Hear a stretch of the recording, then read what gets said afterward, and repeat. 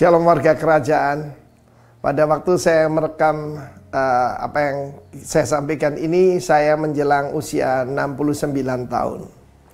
Di dalam Amsal 22 ayat 6 yang merupakan pokok pembicaraan kita hari-hari ini, how to empower and to encourage keturunan dan anak-anak kita. Maka Rabi Hasdai, seorang rabi dari Israel, dia mengatakan begini, anak sampai usia 5 tahun itu is your boss, ya kan? Hidup kita diatur kalau anak kecil. Tapi usia 5 sampai 10, balita sampai 10, maka dia sangat penurut. Dia akan jadi hambamu. Tapi usia 10 sampai 15, dia kembaranmu. Sebab dia cuma meniru apa yang kita lakukan. Kalau kita berdusta, dia akan berdusta. Kita munafik, dia juga munafik. Tapi usia 15 dan selanjutnya bisa jadi sahabat atau bisa jadi musuh. Tergantung bagaimana kamu mendidiknya sampai usia 15 itu. Saya bersyukur bahwa orang tua saya mendidik banyak hal, terutama ibu saya. Dia mengajarkan tidak ada perbedaan status sosial. Ya, kita kenapa pembantu asisten rumah tangga kita bisa berpuluh-puluh tahun di tempat kita? Sebab mereka dianggap keluarga. Mereka makan yang sama. Dan kalau sudah malam, saya mau minta sesuatu, ibu saya berkata, tidak boleh. Di luar jam kerja katanya. Saya belajar banyak hal dari ibu saya. Dan dari papa saya belajar apa? Untuk menjadi berani. Untuk menjadi tough. Karena dia seorang pemburu. Dan saya masih ingat kenangan-kenangan manis saya bersama papa saya. Waktu itu ya usia sekitar 13-14 tahun. Saya bisa mengendarai sepeda motor. Cuma waktu itu memang belum punya SIM. SIM D waktu itu ya. Kalau di bawah 50 cc.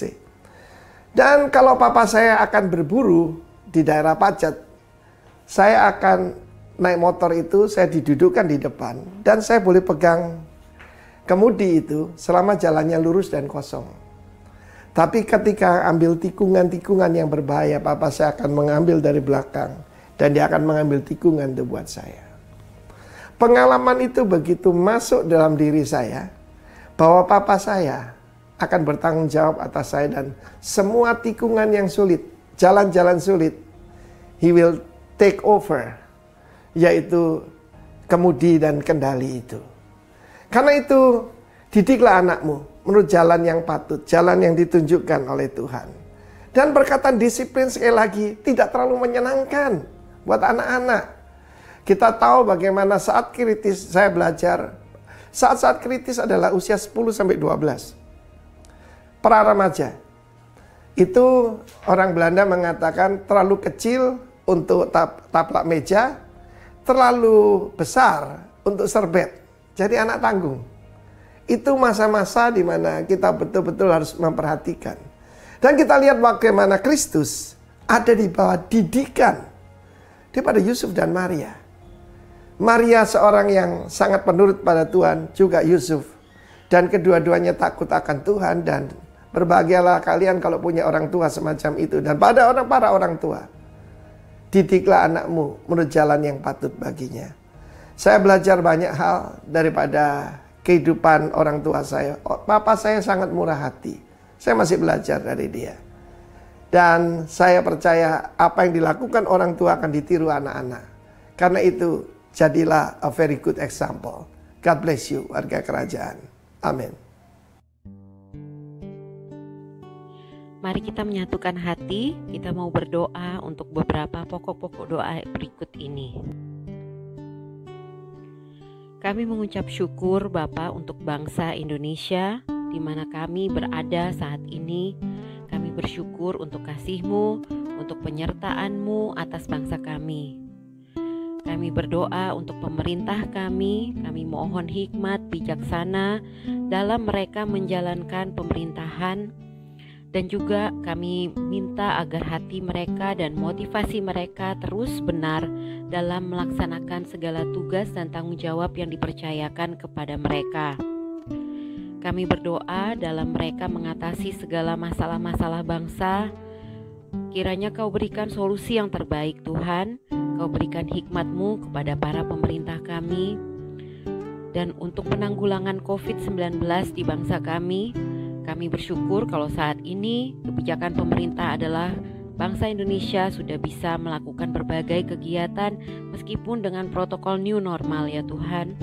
Bapa, kami berdoa agar rakyat boleh juga mendukung program pemerintah ini, sama-sama menerapkan new normal sehingga roda aktivitas dan bangsa ini bisa bergerak kembali menuju pertumbuhan. Kami juga mau berdoa untuk gereja-gereja-Mu ya Bapa, dimanapun berada. Kami berdoa agar gereja-gereja bisa mengambil posisi mereka sebagai garam dan terang. Kami doakan agar para pemimpin-pemimpin gereja bisa bangkit bersatu demi pelebaran kerajaan Allah. Kami berdoa untuk Rock Ministry. Kami bersyukur untuk pelayanan yang sudah dipercayakan kepada Rock Ministry. Kami doakan Bapak Gembala senior kami, Bapak Timotius Arifin, juga Bapak Roni Daud Simeon sebagai Gembala Jabodetabek. Bapak, kami berdoa untuk hikmat bagi mereka berdua sebagai para pemimpin. Kami berdoa agar Engkau perlindungan-Mu terus berada bersama dengan keluarga mereka ya Bapak. Dan juga bagi gembala-gembala rock yang lain dimanapun mereka berada, hikmat dan wahyu Engkau senantiasa berikan agar mereka boleh mengenal Engkau dengan benar dan mengajarkan hanya kebenaran daripada firman-Mu saja kepada jemaat-jemaat yang dipercayakan kepada mereka. Kami berdoa untuk gembala satelit kami, Pastor Doni, untuk kesehatan, kekuatan, dan hikmat-Mu agar Pastor Doni juga semakin mengenal Engkau dengan benar dan bisa mengajarkan kebenaran firman-Mu bagi setiap jemaat yang dipercayakan dengan bertanggung jawab.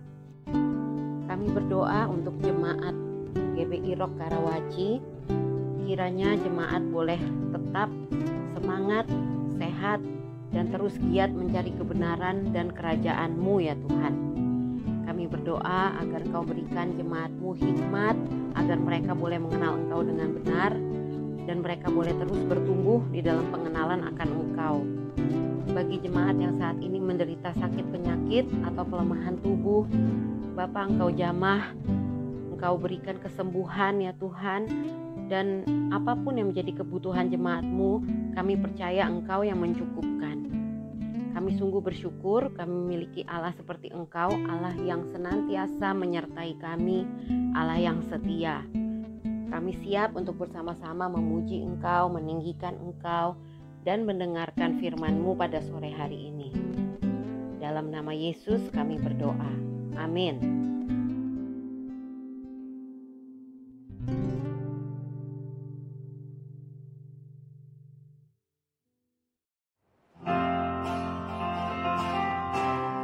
Kami bersyukur kepadamu Tuhan, Engkau Allah yang baik, Engkau Allah yang setia. Engkau layak untuk terima segala ucapan syukur, segala pujian dan hormat kami.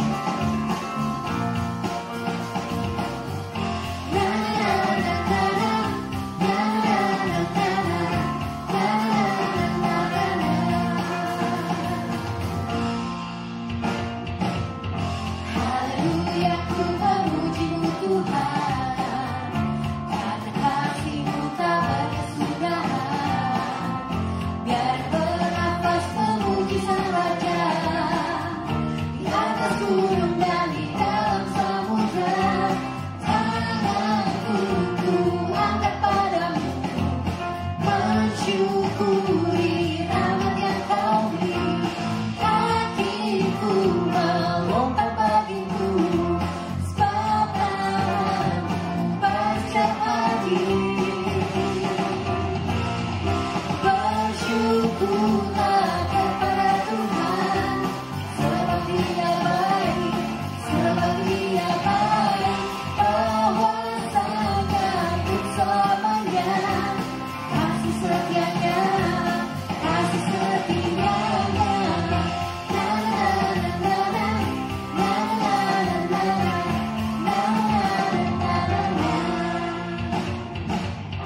Haleluya, ku memuji-Mu Tuhan,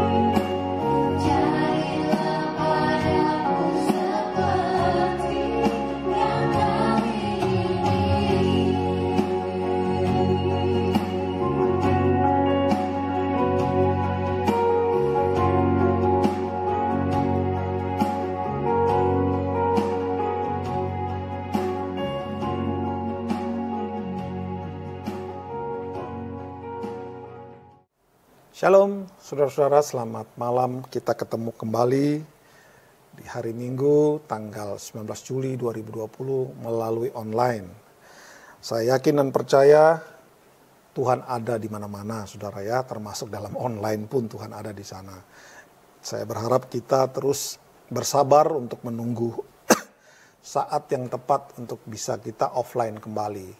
Nggak tahu kapan ya, tapi kita berdoa dan percaya saja waktu yang tepat nanti Tuhan akan tentukan buat kita semua.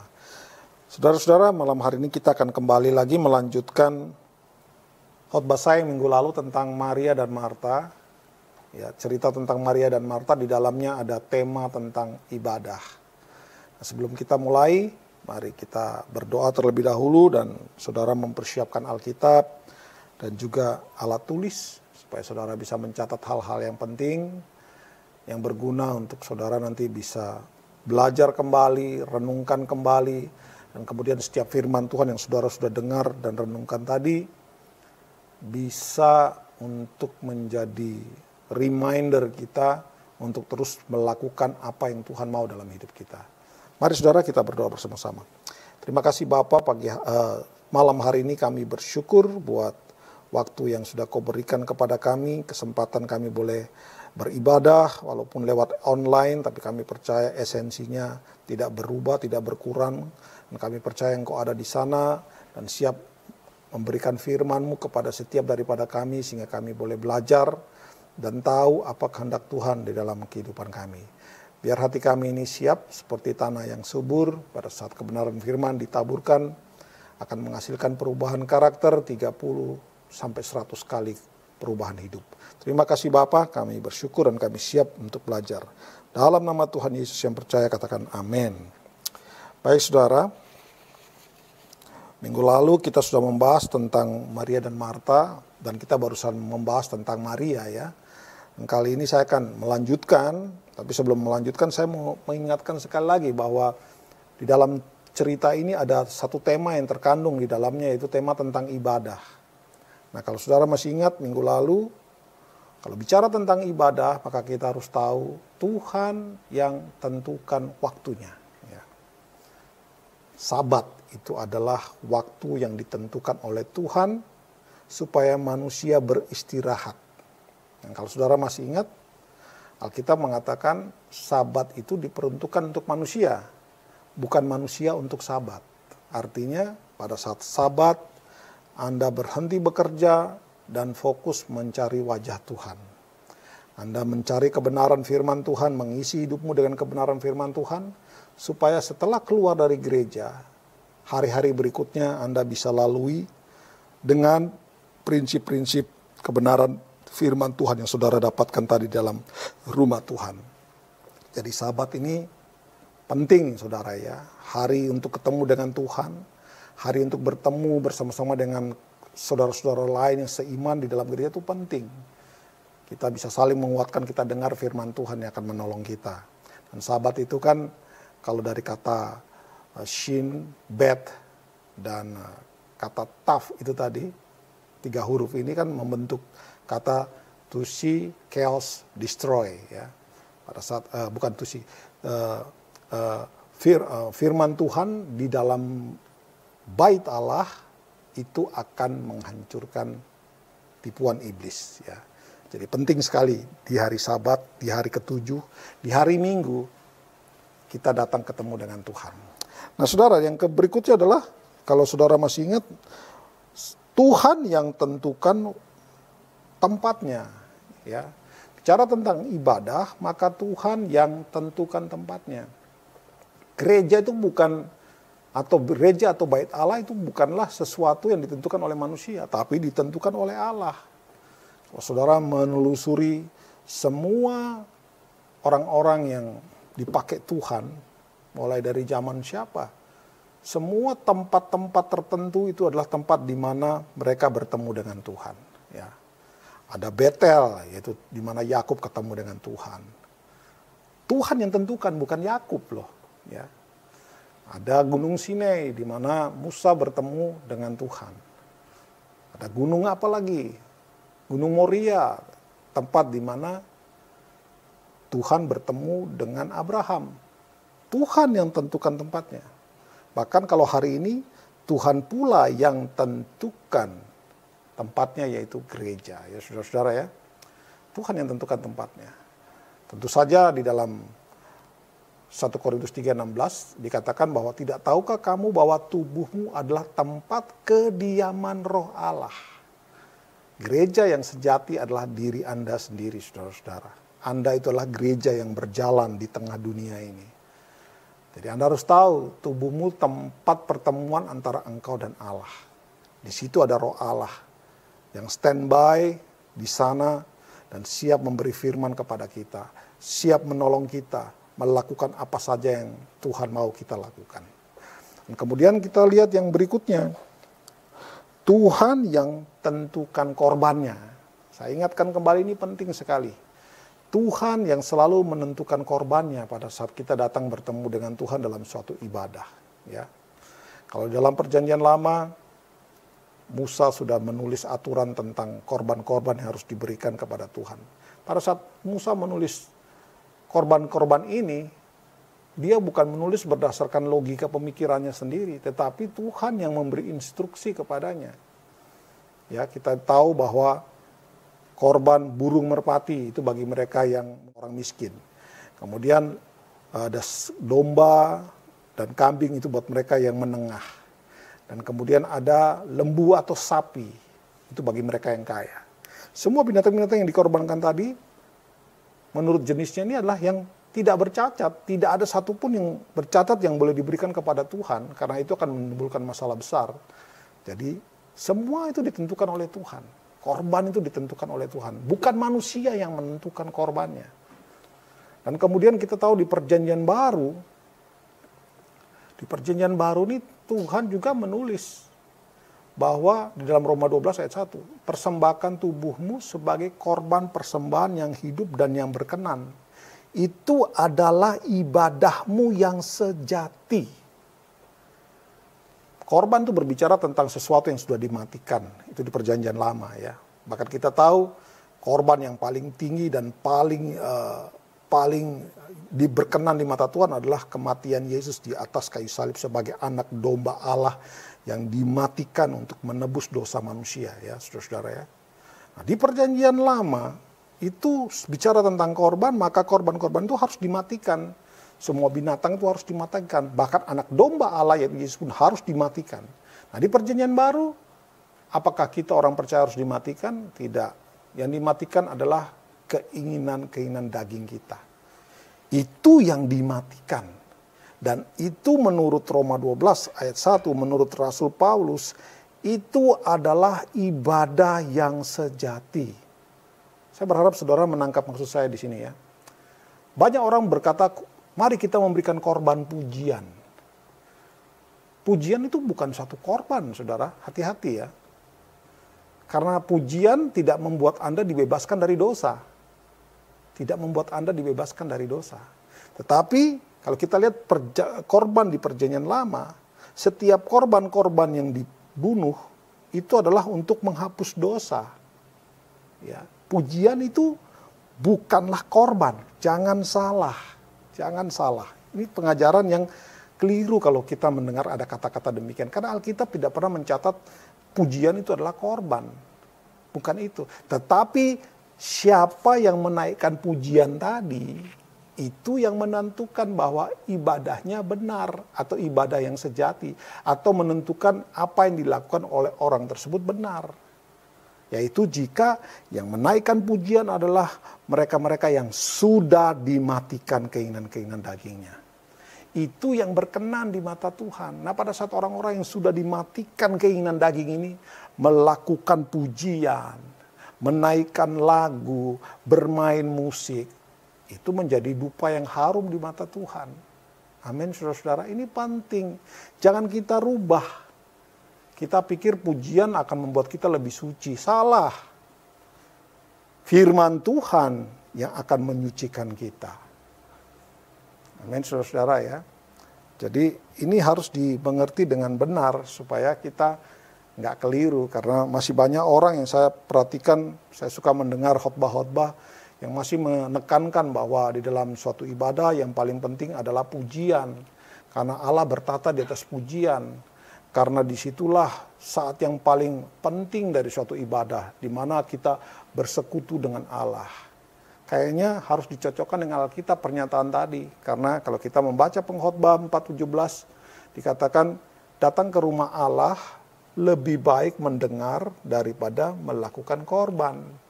Karena korban ini bisa salah kalau kita tidak mendengar arahan dulu. Jadi yang penting dalam suatu ibadah adalah apa? Mendengarkan firman Tuhan. Dan tadi sudah saya sampaikan, Tuhan yang tentukan korbannya. Jangan kita mengambil suatu peristiwa tertentu, lantas kita bilang, oh yang menentukan, Tuhan yang memberi. Ada satu pendeta bilang begini, kita menyiapkan korban, kita menyiapkan mezbah, Tuhan akan kirim apinya. Tuhan yang menyediakan apinya. Harus perhatikan konteksnya, karena kalau saya mempelajari, itu berbicara tentang Elia pada saat dia berhadapan dengan nabi-nabi Baal. Dia persiapkan mezbah, dan dia persiapkan korban yang tentunya dia tahu berdasarkan aturan-aturan yang sudah oleh Musa. Pasti dia sudah taruh yang terbaik, yang benar, dan memang Tuhan yang kirim apinya. Itu kan ceritanya beda, saudara-saudara. Maksud saya latar belakangnya beda. Lagian Elia memberi korban yang sesuai dengan apa yang Tuhan mau. Dia pasti memberikan lembu atau sapi atau kambing atau domba yang tanpa cacat. Pasti dia yang siapkan. Mezbahnya pasti dia buat berdasarkan arahan yang datang daripada hukum Taurat, dari yang dibuat oleh Musa. Tuhan yang kasih api. Peristiwa itu jangan dilihat sebagai satu-satunya peristiwa yang dimana Tuhan yang sediakan api. Tidak, saudara-saudara. Manusia menyiapkan diri, Tuhan yang tentukan korban. Kalau kita melihat semua persembahan-persembahan, kita lihat misalnya Abraham pada saat membangun mezbah untuk mempersembahkan si Ishak. Dia mempersiapkan mezbah dan dia bawa kayu. Korban dari mana? Korban Tuhan yang tentukan. Tempat Tuhan yang tentukan, waktu Tuhan yang tentukan. Ya, kita bisa melihat di situ bahwa Tuhan yang menentukan, Tuhan berdaulat, saudara-saudara. Ya, kita jangan pernah berpikir, oh hari Minggu memang adalah kebiasaan dari zaman dahulu. Tidak, hari Minggu itu datang dari mana? Kalau kita mempelajari lagi, saudara, saya mengajak Anda untuk selalu belajar ya, supaya kita jangan ada dalam satu pengertian yang lama sekali. Sebab Alkitab ini sifatnya progresif. Semakin lama kita semakin mengerti. Kalau belajar, kalau nggak belajar maka kita akan punya pengertian yang sama 10 tahun nggak berubah-ubah. Tapi kalau kita belajar maka Tuhan akan tambahkan pengertian kita secara progresif. Secara progresif bertambah dan bertambah mengerti. Itu yang penting dan harus kita lakukan ya saudara. Jangan kita stop di satu tempat. Tapi terus belajar dan terus belajar. Nah, bagian keempat daripada ibadah, Tuhan yang tentukan siapa yang datang ke dalam rumah ibadah. Ini juga saya harus jelaskan, tegaskan berkali-kali bahwa kita datang gereja itu bukan karena kita yang mau. Tapi karena memang Tuhan sudah tentukan kita. Nah, pada saat saudara, Tuhan itu dia menciptakan segala sesuatu. Pada saat dia menentukan sesuatu menjadi miliknya, sesuatu misalnya Anda ditentukan atau dipilih oleh Tuhan, maka dia rubah semua konsep pemikiranmu, perasaanmu, fokusmu diubahkan semuanya. Jadi kerenduan hatimu adalah mencari Tuhan. Jadi pada saat Anda datang gereja, itu bukan karena Anda mau, tapi memang karena Tuhan sudah undang dan Tuhan sudah merubah hidupmu. Amin, saudara-saudara. Bayangkan kalau Anda bilang, oh datang gereja itu karena maunya Tuhan. Karena maunya saya kan bukan maunya Tuhan. Kalau begitu kenapa nggak seluruh orang di dunia masuk gereja? Kan tidak semua kan. Hanya orang-orang tertentu yang orang sudah percaya, yang sudah terima Yesus kan. Yang belum terima Yesus kan masih banyak di luar. Ya, jadi yang datang ke gereja itu adalah mereka-mereka yang diundang oleh Tuhan. Supaya orang yang datang lebih banyak, mari kita berfungsi sebagai perantara Allah di dalam dunia ini, sebagai representative of Christ Kingdom. Menyampaikan kebenaran, memberitakan Injil. Itu yang harus kita lakukan. Tugas kita di situ. Bukan tugas kita menginsafkan dunia, tapi tugas Roh Kudus. Tugas saudara dan saya menyampaikan kebenaran firman. Dan bagian kelima daripada ibadah adalah bagian yang paling penting, yaitu Allah berfirman. Itu bagian yang paling penting dari suatu ibadah. Bukan puji-pujian, bukan doa syafaat, bukan doa berkat. Ya, bukan waktunya persembahan, memberikan duit. Yang paling penting dari suatu ibadah adalah Allah berfirman. Setiap perjumpaan dengan Tuhan selalu diakhiri dengan Allah berfirman memberikan arahan. Bayangkan kalau kita ini ketemu Tuhan terus kita aja nyerocos. Ngomong sendiri kita, bermazmur, kita bernyanyi, kita memuji Tuhan. Kapan dia ngomongnya? Padahal dalam rumah ibadah seharusnya tuan rumah yang berbicara. Betul kan? Bukan kita yang sebagai tamu yang nyerocos sendiri. Nah, ini konsep ini perlu dimengerti. Perlu dimengerti. Karena sekali lagi saya masih mendengar pendeta-pendeta besar ini ngomongnya bahwa yang paling penting dalam suatu ibadah adalah memuji Tuhan. Karena itu adalah waktu yang paling esensi, waktu yang paling penting. Di situ Tuhan berbicara. Nggak bisa. Tuhan berbicara lewat kebenaran firman Tuhan yang disampaikan. Melalui Alkitab, melalui pendeta, gembala yang ditugaskan untuk berkhotbah hari itu. Itulah firman Tuhan disampaikan lewat itu. Kalau kita hanya terfokus kepada memuji Tuhan, berharap Tuhan berbicara pada saat kita memuji Tuhan, maka yang muncul mungkin bukan firman Tuhan, tapi iblis bermain di sana, saudara-saudara.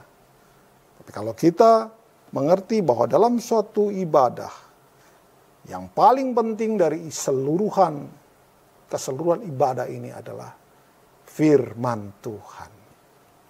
Itu yang paling penting. Nah, kalau kita kurang suka firman Tuhan, berarti ada yang salah dengan kita. Saya dulu waktu zaman masih jadi pemain musik, habis main musik, habis pujian, kita nongkrong di luar, cerita, nggak mau dengar firman. Kita minta tolong satu teman untuk dengar. Kamu dengar kalau pastor sudah ngomong kata-kata ini, cepat kasih tahu kita. Berarti itu adalah waktunya firman selesai. Dan begitu dia pastor mengeluarkan kata-kata itu, langsung teman kami yang di dalam standby itu, dia akan WA atau dia miss call, langsung kita pada geruduk-geruduk pemain musik masuk ke dalam. Menurut saudara nilai sendiri, apakah itu sikap yang benar dalam suatu ibadah? Dan cerita Maria dan Marta ini, saya akan coba mengangkat satu sikap yang Tuhan tertarik dan Tuhan puji, dan yang Tuhan benar-benar ingin supaya kita tahu hal ini ya saudara-saudara ya. Oke, jadi kita melihat bahwa kemarin saya sudah bicara tentang Maria. Sikap Maria yang pertama pada saat Yesus datang. Sebelumnya mari kita baca dulu sebentar Alkitab kita saudara ya. Di dalam Lukas 10:38-42. Ketika Yesus dan murid-muridnya dalam perjalanan, tibalah ia di sebuah kampung. Seorang perempuan yang bernama Marta menerima dia di rumahnya. 39. Perempuan itu mempunyai seorang saudara yang bernama Maria. Maria ini duduk dekat kaki Tuhan dan terus mendengarkan perkataannya. Ayat 40. Sedang Marta sibuk sekali melayani. Ia mendekati Yesus dan berkata, Tuhan, tidakkah engkau peduli bahwa saudaraku membiarkan aku melayani seorang diri? Suruhlah dia membantu aku. Ayat 41. Tetapi Tuhan menjawabnya, Marta, Marta, engkau khawatir dan menyusahkan diri dengan banyak perkara. Tetapi hanya satu saja yang perlu. Maria telah memilih bagian yang terbaik, yang tidak akan diambil daripadanya. Nah, kalau kita membaca cerita ini, maka coba kita lihat.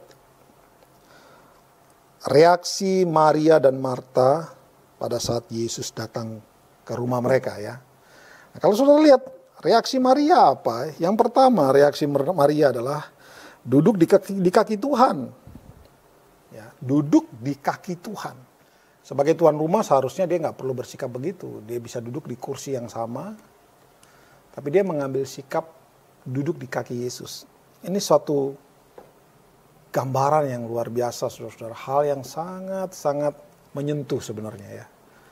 Dia tahu bahwa Yesus ini nggak selalu bisa datang ke rumahnya.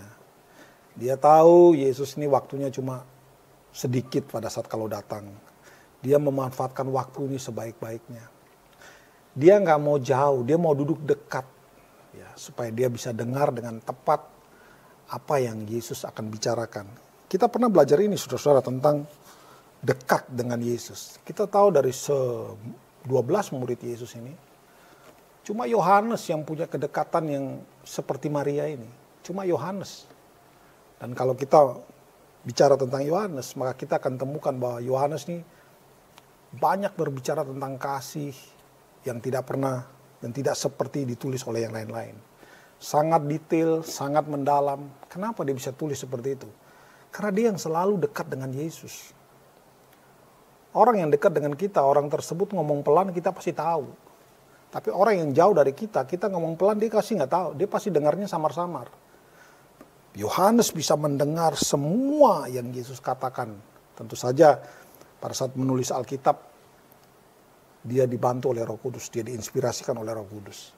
Yohanes ini paling tahu semuanya. Bahkan kita tahu Yohanes diberi anugerah untuk menulis tentang kitab Wahyu ya, saudara-saudara. Dia adalah rasul yang matinya paling belakangan. Mati di usia tua tuh Yohanes. Karena Tuhan menggunakan dia untuk menangkis setiap pengajaran-pengajaran palsu dan menyatakan apa yang akan terjadi di waktu-waktu yang akan datang. Itu Yohanes, saudara-saudara. Dan Maria ini pun juga mengambil sikap yang sama. Dia merendahkan dirinya, dia duduk di kaki Yesus, di dekat kaki Yesus, di bawah di kaki Yesus. Itu satu sikap penyembahan yang minggu lalu sudah saya sampaikan. Itu sikap penyembahan, saudara-saudara. Sikap menyembah. Sikap menyembah itu kita merendahkan diri, kembali kepada posisi kita yaitu debu dan tanah. Itu yang ditunjukkan oleh Maria, satu sikap rendah hati, sikap menyembah, sikap tunduk, sikap takluk, sikap menghormati, sikap yang Yesus puji kalau kita lihat dari cerita ini ya. Dia mengambil itu dan dia fokus di situ, dia tidak kemana-mana, dia duduk di sana. Saudara, menyembah itu sekali lagi, saya ingatkan kepada kita, bukanlah lagu. Menyembah itu bukanlah pujian. Ya, menyembah itu bukanlah kita bermazmur diiringi dengan chord progression tertentu, dan suasananya jadi syahdu, dan kemudian kita merinding, dan kita merasakan ini hadirat Tuhan. Itu bukan menyembah, saudara-saudara ya. Ingat, musik itu punya power untuk membuat orang itu terbuai, tergantung melodi-melodinya, tergantung kata-katanya. Nah kalau itu yang kita pakai di dalam memuji Tuhan, dan itu lagu pelan, kita sebut itu menyembah, kita perlu kembali kepada Alkitab. Menyembah tidak ada hubungannya dengan pujian. Menyembah di dalam ibadah berarti sikap kita itu yang rendah hati. Sikap kita yang merendahkan diri di hadapan Tuhan. Sikap kita yang mengambil posisi debu dan tanah, cuma ciptaan yang pada saat itu menghadap Sang Pencipta. Bagaimana mungkin sih kita yang cuma ciptaan, tapi sombong sekali, merasa diri hebat, merasa diri pintar. Salah ya saudara-saudara ya. Allah membenci kesombongan. Kesombongan itu mendahului kehancuran, kata firman Tuhan. Tapi rendah hati akan membuat Anda diangkat tinggi oleh Allah. Engkau akan dihormati karena engkau rendah hati. Nah, sikap ini diperlihatkan oleh Maria, yaitu sikap menyembah. Nah, kata menyembah ini saya pelajari di dalam Alkitab, terutama dari Perjanjian Lama, disebut dengan syakah. Ya. Syakah. Nah, kata sakah ini saya juga pelajari bahwa kata sakah ini dari huruf-huruf Ibrani kunonya atau piktografi tadi datang dari 3 konsonan, yaitu shin, kemudian ada ket, dan ada he. Shin itu punya lambang adalah gigi, bisa berarti menghancurkan atau menekan, ya. Kemudian ket itu punya simbol adalah tenda atau tembok atau pagar, yang bisa diartikan adalah tempat aman, ya. Rumah yang ada tembok dan pagar itu filosofinya adalah itu tempat aman. Kemudian ada huruf he, itu seperti orang mengangkat tangan, yang berarti lihatlah, atau seolah-olah sedang menantikan sesuatu, ya. Jadi kalau ketiga huruf ini kita gabung, maka kata menyembah itu artinya membungkukkan diri, menekuk badan kita ke tanah, menekuk badan, membungkukkan diri, akan masuk ke dalam tempat yang aman. Di sana kita akan menanti Allah berfirman, menunggu sesuatu, menunggu pewahyuan dari Allah dinyatakan. Itu kata menyembah. Apakah ada hubungannya dengan bernyanyi? Kan tidak ada, saudara-saudara. Tidak ada. Pada saat kita menyembah itu kita seolah-olah sedang menunggu sesuatu dari Tuhan. Bayangkan kalau menyembah itu diartikan sebagai bernyanyi. Bernyanyi kan bukan menunggu sesuatu, tetapi Anda memberi sesuatu kepada Tuhan. Sudah saya katakan tadi, dalam ibadah yang penting bukan kita memberi sesuatu, tetapi kita menerima sesuatu daripada Tuhan. Atau kita mendengar. Pada saat kita mendengar firman Tuhan, kita menerima sesuatu dari Tuhan. Itu yang Dia mau. Bahwa kita mendengar apa yang Dia mau. Nah, tentu saja setelah kita mendengar apa yang Dia mau, pada saat kita memberi sesuatu kepadanya, pasti benar. Kenapa? Karena sudah mendengar dulu daripada Allah. Kan tadi saya sudah sampaikan bahwa bicara tentang ibadah, maka Tuhan tentukan korbannya. Anda mau melakukan korban kepada Allah, Anda perlu dengar dulu apa yang menjadi kriteria Allah dalam hal korban. Itu perlu kita mengerti. Nah, kita lihat sikap Maria adalah yaitu tadi. Dia merendahkan diri dan seolah-olah dia sedang nunggu. Ngomonglah Tuhan. Bicaralah Tuhan, sebab aku ini siap untuk mendengar. Itu sikap Maria. Bagaimana dengan sikap kita pada saat engkau ada dalam gereja? Sibuk sama HP yang canggih yang punyamu itu, balas-balas WA di dalam ruang ibadah, itu sikap yang tidak sopan. Itu harus dihilangkan dari setiap kita pada saat kita datang ke ibadah. Datang ke ibadah, matiin tuh HP-mu atau silent kan. Karena kita tidak sopan di hadapan Tuhan, tidak tahu etika. Orang-orang Kristen zaman sekarang, kita harus bertobat dari hal-hal ini. Sikap kita pada saat kita datang ke rumah Tuhan adalah sikap rendah hati. Kita bukan siapa-siapa. Jadi pada saat aku datang ke rumah Tuhan, aku perlu engkau dengan sikap rendah hati. Bukan dengan sikap sombong. Orang sombong itu tidak butuh apa-apa biasanya. Karena mereka merasa mereka hebat, mereka bisa. Saya rindu setiap jemaat yang datang ke gereja, jangan pegang-pegang HP dalam gereja. Silent, masukkan ke dalam kantong. Kecuali kalau Anda mungkin mau baca Alkitab. Kalau baca Alkitab pun juga itu datanya dimatikan. Supaya pada saat baca Alkitab ada WA masuk, Anda tidak terganggu. Amin, bisa saudara-saudara? Pasti bisa ya. Pasti bisa kalau kita mengerti konsep ini.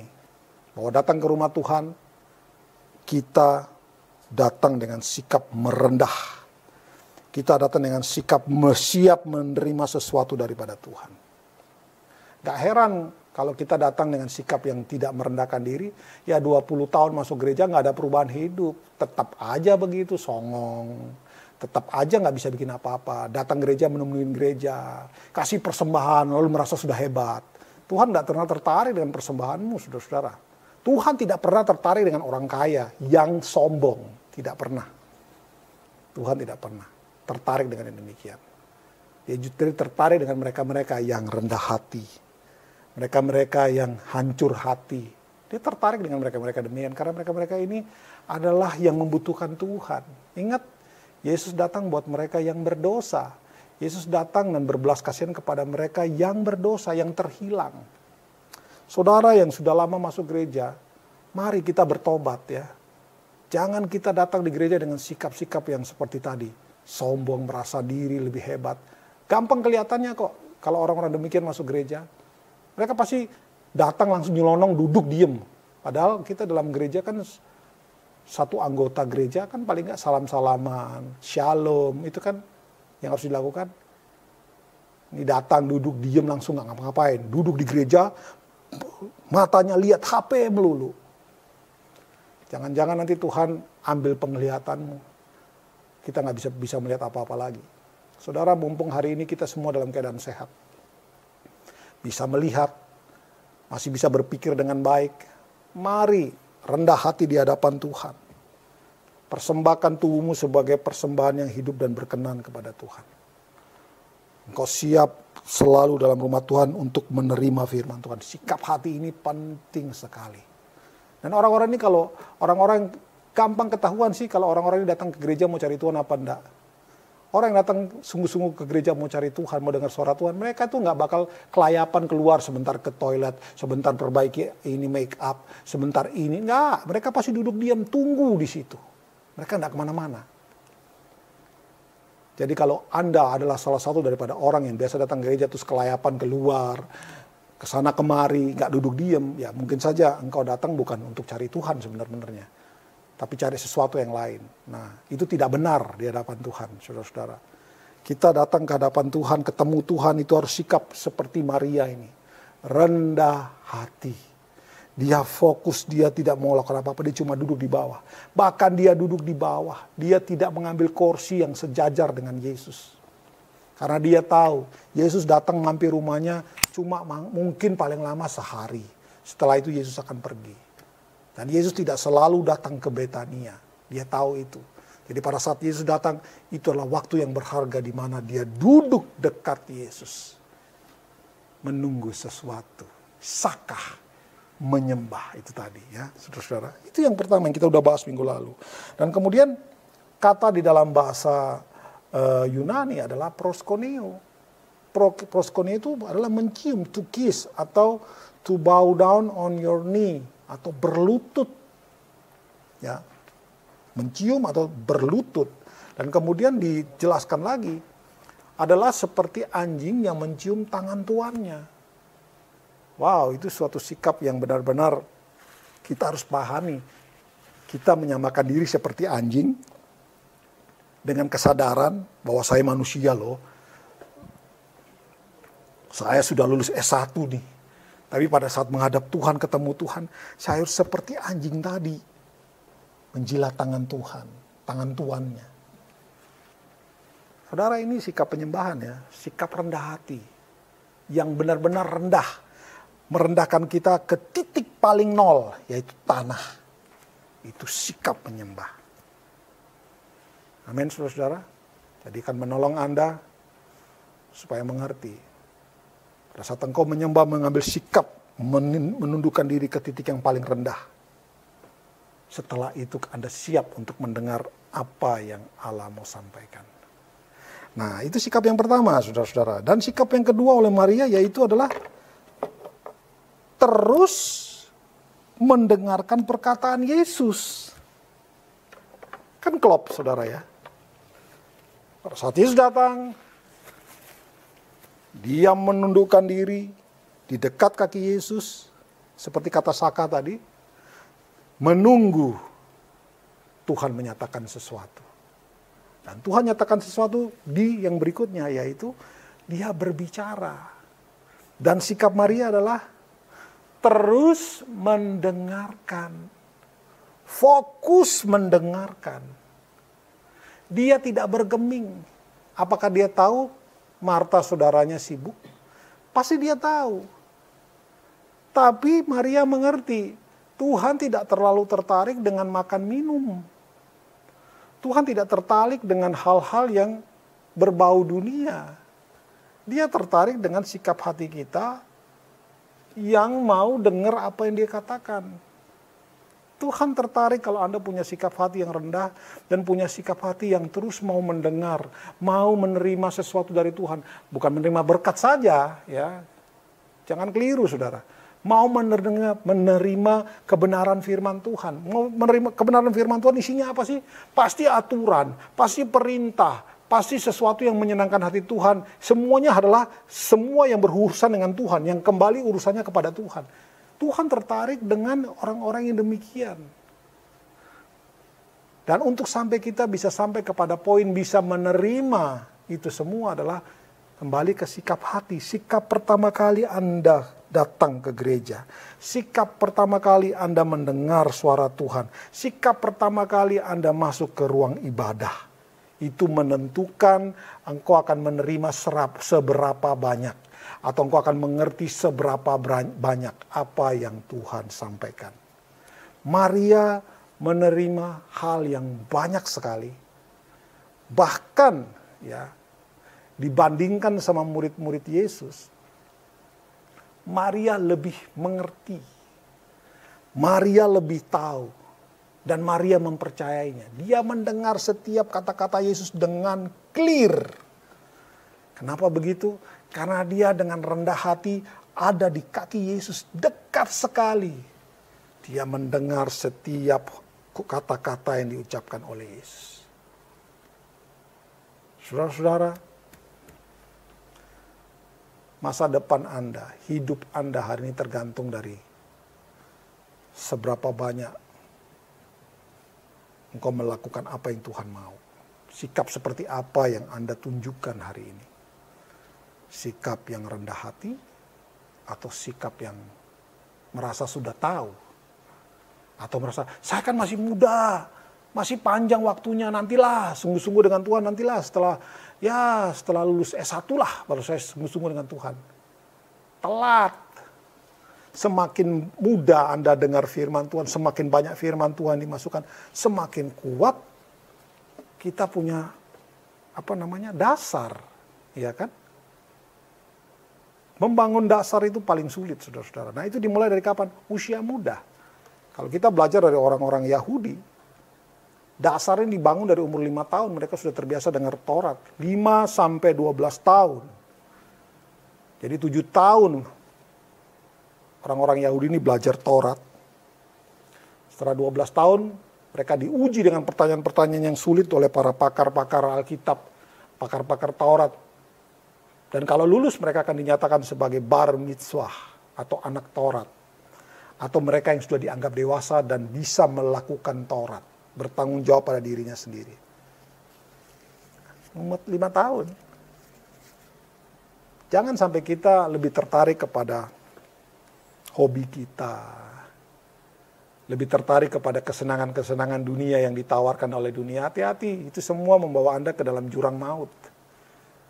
Kita harus kembali kepada apa yang Yesus mau kita lakukan. Seperti Maria ini. Rendah hati, kemudian duduk terus di kaki Yesus. Mendengarkan, terus dengar, dan dengar. Tuhan tidak perintahkan dia untuk dengar. Tapi dia tahu bahwa ini penting. Yesus datang jarang ke sini. Kalau datang pun gak lama-lama. Dia adalah Tuhan. Kesempatan datang ke rumahku, aku manfaatkan sebaik-baiknya. Itu sikap Maria, saudara-saudara ya. Nah, kita tentu tahu bahwa saya pernah bicara tentang kata mendengar ini. Kata mendengar di dalam bahasa Ibrani adalah syama. Ya, saudara-saudara ya. Syama itu artinya mendengar dengan fokus. Dan kemudian taat melakukan itu. Alkitab memang tidak mencatat bahwa Maria ada melakukan sesuatu hal yang spektakuler. Dia tidak melakukan apa-apa yang spektakuler. Tapi ada satu catatan yang menarik yang tersimpan di dalam keempat Injil ini, di situ Yesus mengatakan bahwa apa yang dilakukan oleh Maria ini baik, dan kemudian apa yang dilakukannya akan selalu diingat. Ya. Baik dan akan selalu diingat, berarti sesuatu yang dilakukan adalah unik dan benar-benar sesuatu yang selalu diingat, pasti sesuatu yang apa ya, yang bersejarah atau yang ada hal yang penting lah di situlah. Ya, padahal dia tidak pergi menginjil, dia tidak pergi mungkin seperti rasul-rasul yang lain, tidak mungkin. Tetapi Alkitab dia sudah melakukan apa yang baik buat Yesus, dan apa yang dilakukan ini akan selalu diingat. Kata syama tadi itu punya arti adalah mendengar dengan fokus dan taat melakukan. Nah, saya juga menyelidiki dalam bahasa Ibraninya, terutama huruf-hurufnya. Ya, kata syama itu terdiri dari 3 huruf atau 3 konsonan di dalam bahasa Ibrani, yaitu shin, mem, dan ayin. Shin tadi adalah gigi, destroy or depress, menghancurkan atau menekan.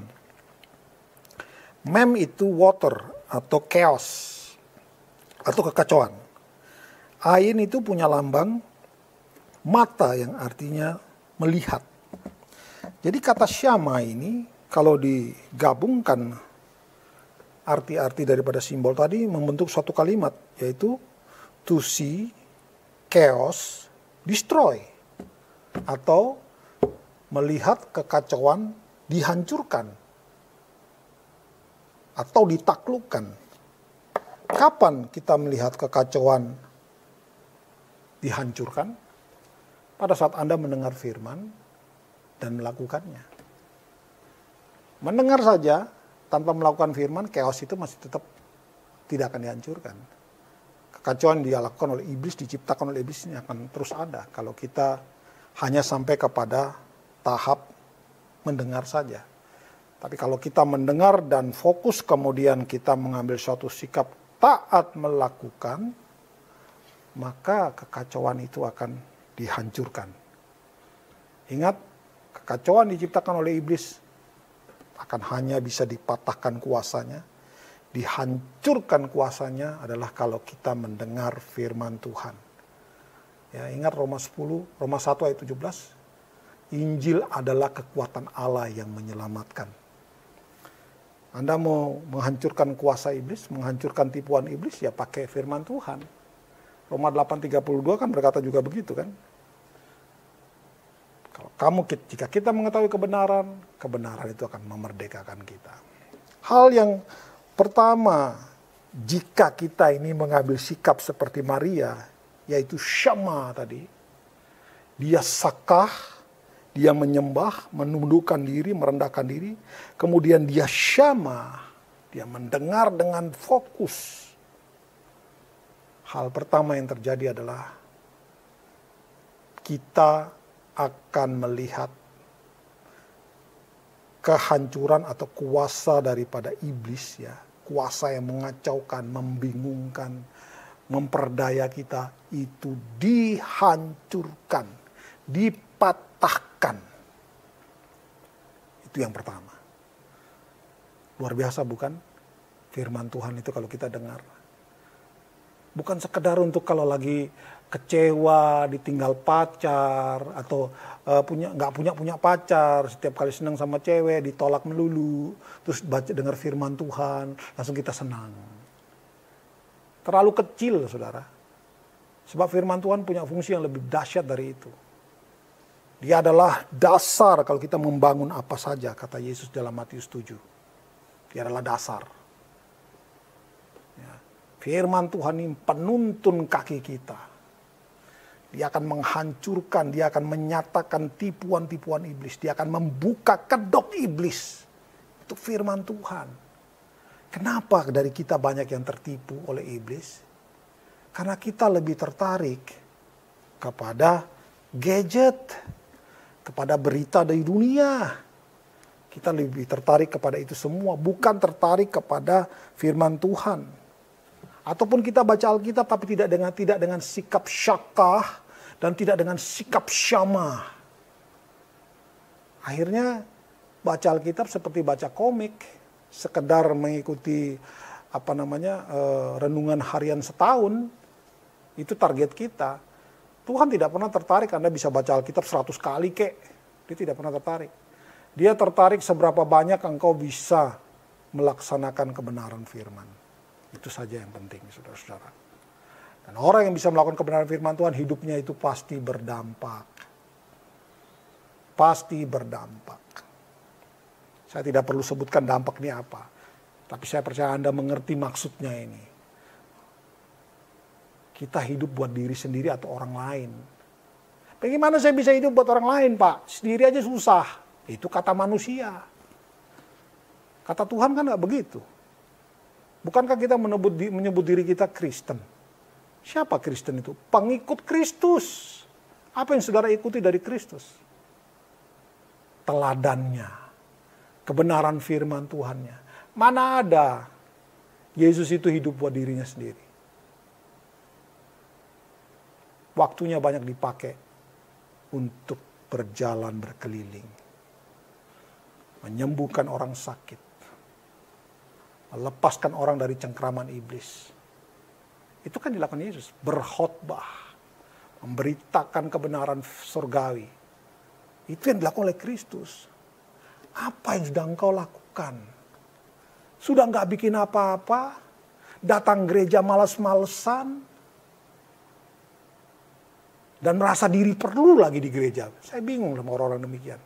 Merasa diri penting datang di gereja. Jadi gereja kalau datang gereja telat-telat. Ikut ibadah online belum mandi, pakai baju seadanya. Ya memang kita bukan, saya tidak tahu Anda pakai baju apa, tapi kan melihat kita kan Tuhan. Tuhan juga tidak melihat baju kita, tapi Tuhan melihat sikap hati kita.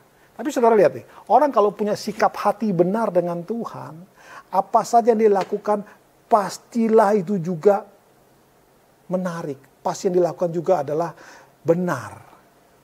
Masa mau dengar firman Tuhan walaupun cuma dekat dengar online, belum mandi, acak-acakan, duduk seenaknya sambil tiduran, sambil telentang pakai bantal, nonton video online, pendeta Doni lagi khotbah. Itu sikapmu tuh menunjukkan bahwa engkau tidak sungguh-sungguh sedang syakah dan syamah. Anda cuma sekedar memenuhi. Yang penting ketahuan saya sudah nonton, beres. Itu pun nonton khotbah YouTube-nya paling cuma semenit, 2 menit, setelah itu tutup. Atau langsung baru nonton semenit, 2 menit, langsung dicepetin, tinggal semenit terakhir. Selesai, udah cukup. Saudara, saya tidak tahu itu mungkin Anda lakukan atau tidak, tetapi Tuhan yang tahu. Dan Anda pasti akan menunjukkan buah. Kalau engkau sungguh-sungguh syaka dan syamah, pasti ada buahnya. Ya, pasti ada buahnya. Nah, itu bagian pertama. Daripada kalau kita mengambil sikap rendah hati dan mendengar firman Tuhan dengan sungguh-sungguh, kita akan melihat kekacauan yang diciptakan oleh iblis itu dihancurkan. Hal yang kedua, itu ada di dalam Roma 8 ayat yang 32. Dan kamu akan mengetahui kebenaran, dan kebenaran itu akan memerdekakanmu. Sekali lagi, dan kamu akan mengetahui kebenaran, dan kebenaran itu akan memerdekakan kamu. Jadi, pada saat Anda memiliki sikap syakah dan kemudian syamah tadi, Anda pasti punya kepengetahuan tentang kebenaran. Dan berita baiknya, kebenaran ini akan memerdekakan kita. Kan klop nih sama dengan yang pertama, to see chaos destroy. Kemudian yang kedua adalah, if you know the truth will set you free. Kan klop semua nih. Apa yang terjadi dengan Maria? Perbuatan apa yang dinyatakan oleh Maria? Atau manifestasi apa? Atau aplikasi apa yang Maria dapatkan setelah dia duduk di kaki Yesus? Nah, mari kita lihat sebentar. Karena saudara mungkin bertanya, apa sih yang dilakukan Maria kok sampai segitunya? Kita lihat. Kita buka di dalam Matius 26 ayat 12 sampai 13. Matius 26 12 sampai 13. Kita baca dari ayat 6 saja ya. Perikopnya adalah Yesus diurapi. Ketika Yesus berada di Betania, di rumah Simon si kusta, datanglah seorang perempuan kepadanya membawa sebuah buli-buli pualam berisi minyak wangi yang mahal. Minyak itu dicurahkannya ke atas kepala Yesus yang sedang duduk makan. Melihat itu murid-murid gusar dan berkata, "Untuk apa pemborosan ini? Sebab minyak itu dapat dijual dengan mahal dan uangnya dapat diberikan kepada orang-orang miskin." Tetapi Yesus mengetahui pikiran mereka lalu berkata, "Mengapa kamu menyusahkan perempuan ini?" Perhatikan kata-kata ini. "Sebab ia telah melakukan sesuatu perbuatan yang baik kepadaku." Yesus mengatakan bahwa perbuatan Maria, yaitu mengurapinya dengan minyak, adalah perbuatan baik. Ya, saudara-saudara ya. Kemudian ayat 11. "Karena orang-orang miskin selalu ada padamu, tetapi aku tidak akan selalu bersama-sama dengan kamu." Apa maksudnya ini? Maksudnya adalah Yesus akan mati dan kemudian dia akan naik ke surga meninggalkan mereka. Sementara orang-orang miskin kan akan selalu ada. Yesusnya yang secara fisik itu tidak akan ada lagi. Kemudian ayat 12, "Sebab dengan mencurahkan minyak itu ke tubuhku, ia membuat suatu persiapan untuk penguburanku." Nah, lihat, dari mana Maria tahu bahwa Yesus akan dikubur? Ya. Ini Yesus sedang berbicara tentang anak manusia. Tadi saya sudah kasih tahu kepada saudara. Yesus selalu bicara tentang anak Allah dan anak manusia. Kalau anak Allah masih bisa diterima oleh murid-muridnya, walaupun dengan pengertian yang salah. Karena anak Allah menyatakan bahwa Yesus adalah penebus, bahwa Yesus adalah penyelamat, bahwa Yesus adalah Mesias yang akan menyelamatkan orang Israel. Tapi pengertian orang-orang Israel pada zaman itu, terutama murid-muridnya, bahwa Yesus akan menyelamatkan mereka dari pemerintahan Romawi.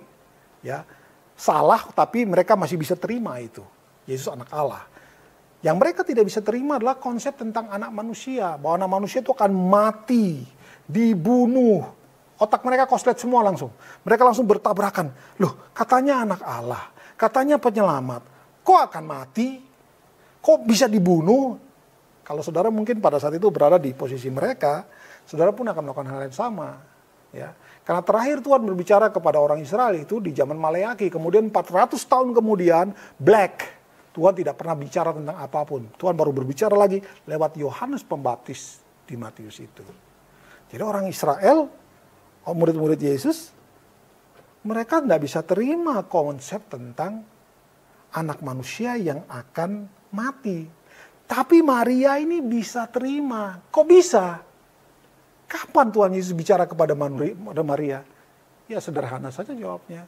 Pada saat dia duduk di kaki Yesus, dia mendengar, dia simak sedalam-dalamnya, secermat-cermatnya. Dan dia percaya, dan dia mengerti. Apa yang dilakukan Maria ini adalah ekspresi dari apa yang dia tahu. Dia tahu Yesus akan mati, ini persiapan untuk penguburannya. Dan Yesus mengatakan itu perbuatan baik. Ada hal yang lebih luar biasa lagi Yesus katakan tentang Maria ini. Aku, ayat 13 ya, Matius 26:13.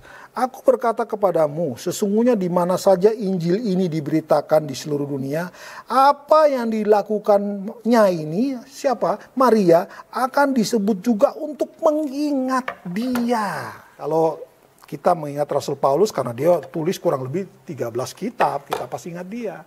Kalau kita Matius, kita pasti tahu dia penulis Matius. Lukas, penulis kisah Rasul, kita pasti tahu mereka. Tapi Maria nulis apa? Maria tidak bikin apa-apa, tidak nulis hal-hal yang spektakuler, tetapi Alkitab katakan, Yesus bilang, di mana saja Injil ini diberitakan, di mana saja Injil ini diberitakan di dalam dunia ini, apa yang dilakukannya ini akan disebut juga untuk mengingat dia. Maria mengerti tentang konsep anak manusia, konsep yang sulit untuk diterima oleh orang-orang pada saat itu. Kapan mereka bisa menerima konsep tentang anak manusia? Pada saat Roh Kudus dicurahkan. Itu baru kelihatan di khotbahnya Petrus yang dengan jelas berbicara, dia mengerti tentang konsep tentang anak manusia. Tadinya dia menolak. Nah, kita bisa melihat sebentar, saya ajak saudara lihat ya. Petrus, sang murid kesayangan, murid yang dikatakan mengasihi Tuhan ini. Kita lihat di dalam Markus 8, 31-33. Markus 8, 31-33. Di situ pemberitaan tentang penderitaan Yesus dan syarat-syarat mengikut dia. Ayat 31. Kemudian mulailah Yesus mengajarkan kepada mereka bahwa, perhatikan kata-kata ini, anak manusia harus menanggung banyak penderitaan. Ditolak oleh tua-tua, imam-imam kepala, ahli-ahli Taurat, lalu dibunuh dan bangkit sesudah 3 hari. Hal ini dikatakannya dengan terus terang, tetapi Petrus menarik Yesus ke samping dan menegur dia. Maka berpalinglah Yesus dan sambil memandang murid-muridnya, ia memarahi Petrus. Katanya, "Enyahlah iblis, sebab engkau bukan memikirkan apa yang dipikirkan Allah, melainkan apa yang dipikirkan manusia." Sikap Petrus beda sama sikap Maria. Maria dengar, dia terima semua perkataan Yesus sebagai suatu kebenaran. Dia dengar semua apa yang Yesus sampaikan sebagai suatu kebenaran. Dia percaya apa enggak? Dia pasti percaya. Kenapa saya bilang dia percaya? Karena dia tunjukkan itu di dalam perbuatannya. Yaitu dia membawa minyak yang mahal itu, pecahkan dan untuk mengurapi sebagai tanda penguburannya. Orang-orang Yahudi kalau mati ya saudara, mereka dilabur oleh minyak itu dari kepala sampai kaki, dilabur dengan itu. Maria mengerti konsep tentang anak manusia melebihi daripada murid-murid yang lain ya. Itulah yang terjadi, dan Yesus katakan apa yang dilakukan oleh Maria ini akan selalu diingat. Ini adalah perbuatan baik. Kenapa baik-baiknya di mana? Karena dia mengerti apa yang Tuhan sudah sampaikan kepadanya. Dia mempersiapkan itu. Ya. Itu kalau kita mengetahui kebenaran itu akan memerdekakan kita. Nah, yang ketiga, kalau kita punya sikap syaka dan syama ini, maka yang ketiga adalah iman pasti timbul, ya kan? Roma 10:17. Jadi iman timbul dari pendengaran, dan pendengaran oleh firman Kristus. Dan reaksi Yesus terhadap sikap Maria, nih kata Yesus tentang Maria ini. Tetapi hanya satu saja yang perlu. Maria telah memilih bagian yang terbaik, yang tidak akan diambil daripadanya. Lukas 10:42. Itu bagian yang terbaik.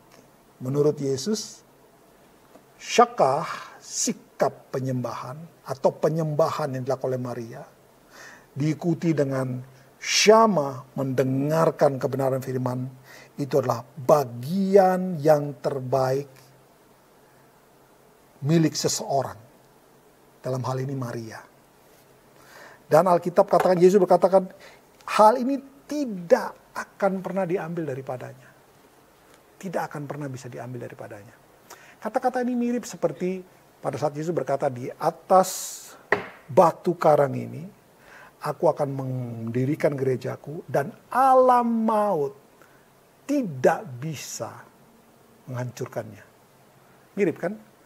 Tidak akan bisa diambil daripadanya dan alam maut tidak bisa menghancurkannya. Kita bisa melihat sini. Gereja pun harus punya sikap ini. Syakah, syama. Menyembah, merendahkan diri sampai kepada titik paling nol, yaitu debu dan tanah. Kemudian mengambil sikap berikutnya. Syama. Mendengar. Dengan fokus. Mendengar dan kemudian melakukannya. Alam maut tidak bisa menyentuhnya. Apa yang dilakukannya tidak bisa diambil. Itu adalah bagian yang terbaik. Anda mau kokoh di dalam apapun yang kau kerjakan, menjadi orang-orang Kristen yang militan, menjadi orang Kristen membawa dampak, bukan Kristen-Kristen egois, cuma di rumah aja, cuma berdoa saja, tidak melakukan apa-apa. Kalau Anda mau menjadi yang berdampak, mari, seperti Maria ini. Syakah yang menyembah, dia syamah. Pastilah orang yang syaka dan syamah ini, aplikasinya pasti benar. Yesus tadi sudah katakan, perbuatan ini baik, kata Yesus. Dan kemana saja Injil ini diberitakan di seluruh dunia, apa yang dilakukannya akan juga diberitakan untuk mengingat dia. Luar biasa kan saudara? Kayaknya satu-satunya ayat yang dikatakan dalam Alkitab bahwa apa yang dilakukan orang tersebut akan selalu diingat, kayaknya ini deh. Nggak pernah ada lagi saya dengar itu. Apa yang dilakukannya akan selalu diingat. Apa yang dilakukan oleh Maria? Dia mengurapi Yesus sebagai tanda dia mengerti bahwa Yesus akan mati dan akan dibangkitkan. Nah, sekarang kita mau melihat sikap Marta ya. Yang tadi sudah baca. Dikatakan Marta sibuk sekali melayani. Sibuk dia melayani. Pada saat Yesus datang, Maria duduk, Marta nggak duduk. Dia mungkin cuma mempersilahkan Yesus masuk dan dia sibuk mulai siapkan macam-macam. Mungkin air pencucian kaki lah, minumnya, siapkan makan siangnya, ya kan? Karena mempersiapkan makan siang butuh waktu, dia mungkin mesti potong domba lah dan segala macam. Dia sibuk melayani. Padahal nggak ada yang suruh. Ya, Yesus nggak suruh. Ya. Jadi dengan kata lain, Marta ini bermain dengan logika. Bermain dengan cara berpikir manusia. Saudara-saudara, kan tadi saya sudah katakan, di dalam rumah ibadah, pada saat ketemu dengan Tuhan, Tuhan tentukan waktunya, Tuhan tentukan tempatnya, Tuhan tentukan korbannya. Apa yang dilakukan Marta ini seperti korban. Dan bukan itu yang Tuhan tentukan. Bukan itu yang Tuhan suruh. Tuhan tidak pernah ribut. Yesus tidak pernah ribut masalah makan minum. Marta sibuk ngurusin makan minum. Dan di dalam terjemahan King James, saya bacakan kepada saudara ya. Dikatakan begini. Lukas 10:40. But Martha was cumbered, troubled, harassed about much serving. Ya, cumbered itu diribetin. Jadi pikirannya tuh diribetin. Begitu Yesus datang, pasti dia udah ribet nih. Aduh, nama masak apa ya? Aduh, dombanya cukup nggak ini ya? Bumbu ini ada nggak ya? Kira-kira begitu. Oh, wine-nya ada nggak ini? Anggurnya anggur yang bagus atau gimana? Dia diribetin. Jangan diribetin. Dia diribetin.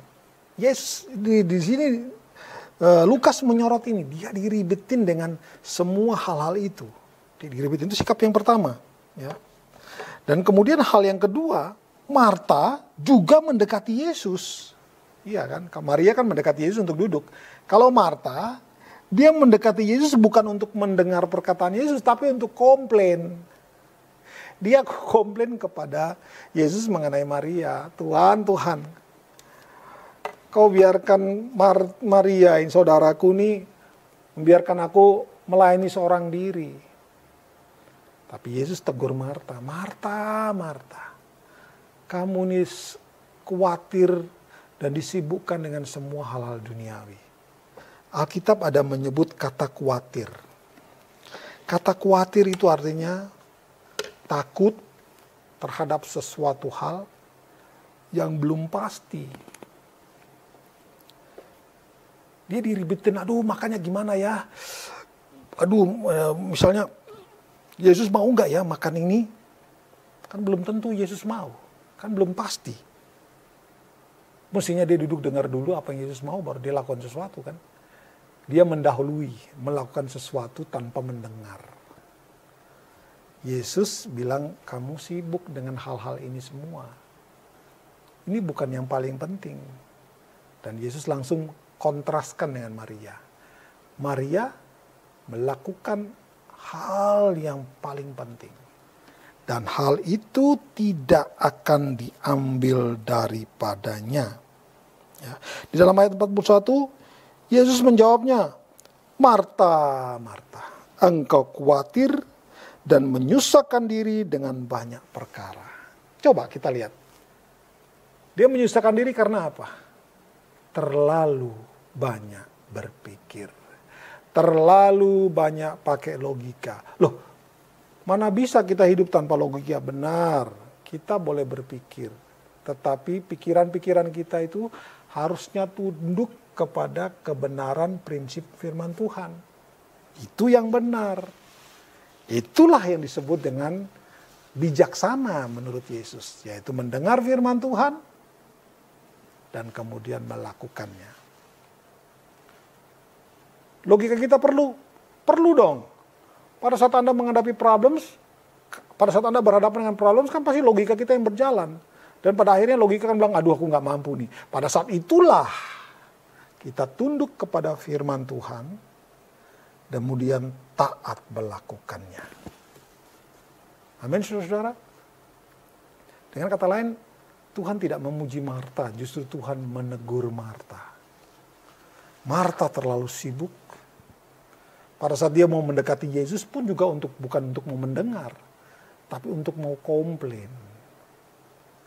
Saya tidak mengatakan pada saat datang gereja, usher tidak boleh jadi usher. Bukan begitu ya. Oh kan kata pastor, yang paling penting dengar firman. Ngapain terima tamu? Bukan itu juga maksudnya. Anda boleh tetap bertugas sebagaimana apa yang harus.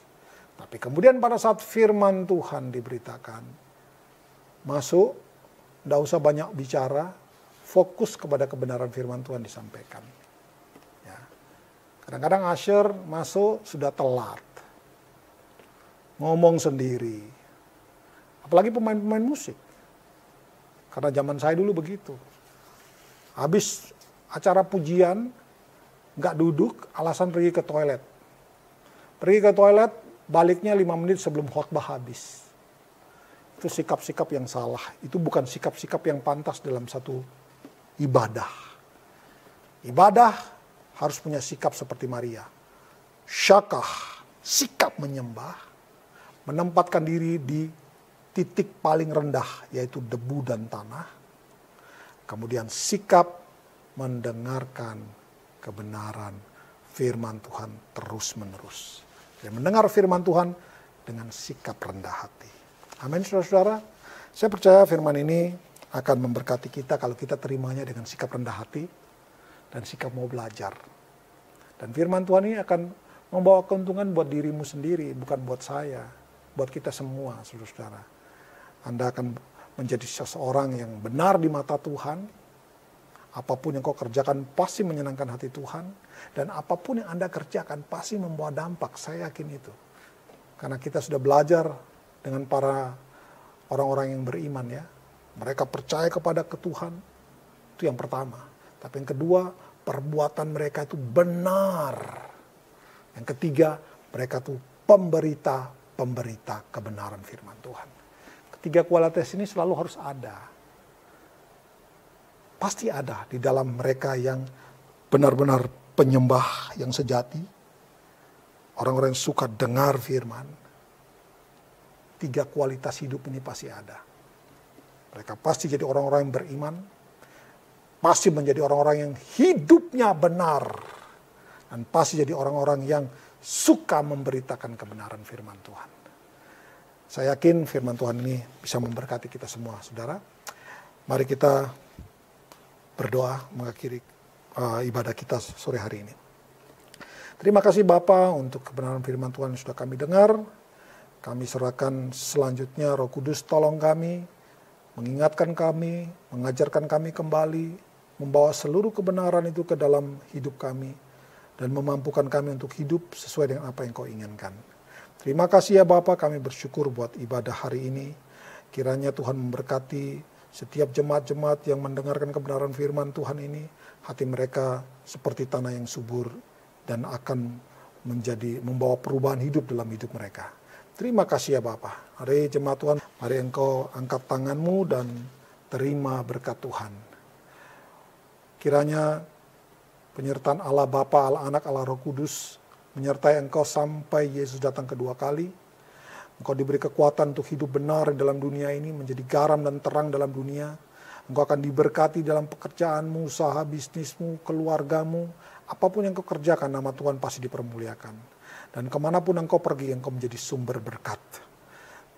Engkau akan menjadi garam dan terang di dalam dunia ini. Dan semua yang sudah percaya, mari bersama-sama katakan, amin.